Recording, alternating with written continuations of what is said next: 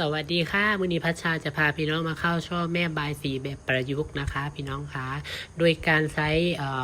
ริบบิ้นนะคะมาทำเป็นนิ้วเนาะค่ะอันดับแรกเขาก็จะเปียยอดก่อนจะใบสีประยุกต์จะมียอดเด้อค่ะพี่น้องคะเปียลงมานี่อันนี้คือความชอบส่วนตัวพัชชาจะไม่เปียยอดยาวจะเปียยอดแค่8 ถึง 9 ชั้นแค่นั้นเด้อค่ะในการเปียนี่จ้ะพี่น้องจ๋า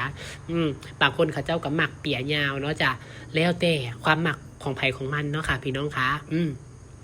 กับเปียลงมาเรื่อยๆค่ะเปียให้แน่นๆนะคะพี่น้องจ๋าเวลาเปียนี่ตอนเขาเปียนี่พัชชาก็ได้ใส่ลวดลงไปพร้อมเป็นลวดเบอร์18นะคะพี่น้องค่ะ1 เส้นนะคะหรือว่าพยักเข็ดแม่ใบสีใหญ่แม่ใบสี16แม่ใบสี21นิ้วก็จะใส่2 เส้นนะคะเพราะว่าเพื่อนจะได้รับน้ำหนักได้หลังจากนั้นพัชชาก็จะต่อใบตองลงมาแล้วก็จะเข้าช่อวิธีเข้าช่อของพัชชานี่พัชชาจะใช้สเตปเปอร์2 ตัวนี่เป็นเทคนิคของพัชชาเองนะคะพี่น้องค่ะอันนี้ก็แล้วแต่ผู้ถนัดเนาะค่ะจะใช้ตัวเดียวก็ได้แต่พัชชากับโบเก่งนะคะเวลาเข้าช่อประยุกต์นี่มือบอยากแข็งก็เลยต้องใช้2 ตัวนะคะเย็บด้านหลังเวลาเย็บด้านหลังเนี่ยอย่าเย็บขึ้นสูงให้เย็บลงต่ำๆนะคะพี่น้องคะถ้าเขาเย็บขึ้นสูงนี่เวลาเขา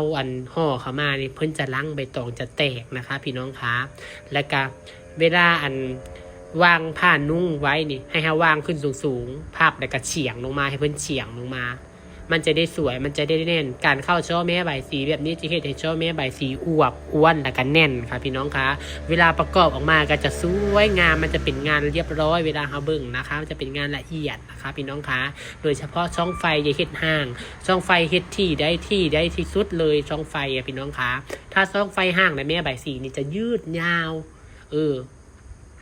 นี่ค่ะเข้ามาเรื่อยๆใบตองสั้นบ่พอเฮากับต่อใบตองนะคะแต่ใบตองที่เฮาจะเอามาห่อนี่สำคัญใบตองต้องยาวนะคะพี่น้องค่ะถ้าใบตองสั้นนะเข้าช่อบ่งามเด้อพี่น้องเด้อ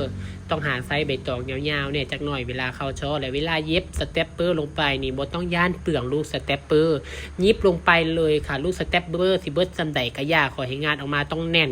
ถ้างานบ่แน่นหลวมประกอบออกมาแล้วก็ยากบ่งามแหละพี่น้องประกอบออกมาแล้วก็ได้นี่ค่ะค่อยๆเฮ็ดไปใจเย็นๆพี่น้องคะเบิ่งนี่ก็บ่ได้เป็นสำการลงมือนะคะลงมือก็ต้องเฮ็ดบ่อยๆค่ะมันถึงจะเก่งจะเป็นพัชชาก็บ่เก่งตะกี้ก็เฮ็ดบ่ค่อยงามคือกันแหละแต่ว่าเฮาได้เฮ็ดเป็นอาชีพแล้วมันเฮ็ดบ่อยๆมันก็เลยเบิ่งคือง่ายนะแต่ในความเป็นจริงมันก็เข้าช่อยากนะคะช่อประยุกต์นี่เข้ายากค่ะแต่ถ้าเฮาเป็นแล้วมันก็บ่มีคำว่ายากดอกพี่น้องคะนี่ค่ะเสร็จเรียบร้อยเป็นยังไงเจ้าคะสวยงามบ่คะส่องไฟให้เสมอกันเห็นบ่คะพอส่องไฟเสมอกันเข้าช่อออกมามันจะงามมันจะดูเป็นเรียบร้อยเป็นระเบียบบ่คะพี่น้องคะช่อใบสีนี้จะแน่นแล้วก็อวบใหญ่นะคะเวลาประกอบออกมาจะสวยแล้วก็จะเด่นมากค่ะพี่น้องคะเบิ่งแล้วถูกอกถูกใจกับกดแชร์พัชชาในเด้อ